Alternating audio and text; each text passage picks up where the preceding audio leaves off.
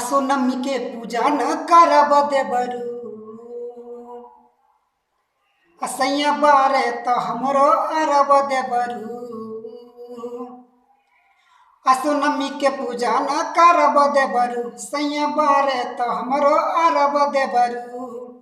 कहल सा ढकनिया लद हम पाठ करब हो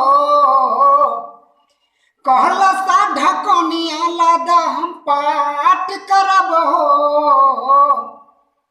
त ए भौजी भैलू लरकोर कैसे करबू न बरातर परब हो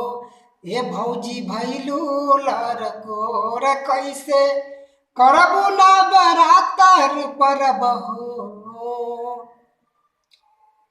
इसका पहला अंतरा है जो कि सिर्फ राज गाई है। ए चिंता छोड़ी द तू ए देबरू माई पे रख भरोसा गोदी में जैसे लालन माँ देली वैसे पूरा होई जलसा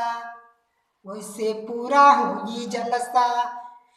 कि चिंता छोड़ी द तू ये देबरू माई पे रख भरोसा जैसे गोदी में लालन माँ देली वैसे पूरा होई जलसा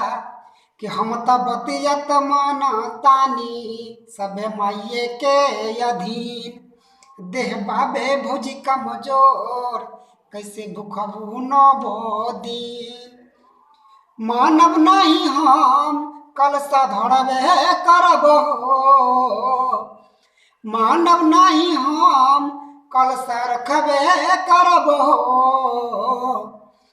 त ए भौजी भैलू लरकोर कैसे करबू न बरातर परब हो त ए भौजी भैलू लरकोर कैसे करबू न बरातर परब हो। नमस्कार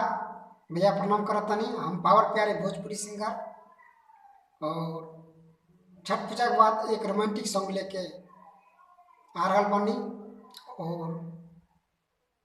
ओकरा के प्यार दी, आशीर्वाद दी और वह सब हमरा पे प्यार और बनले रही। प्रणाम, नमस्कार।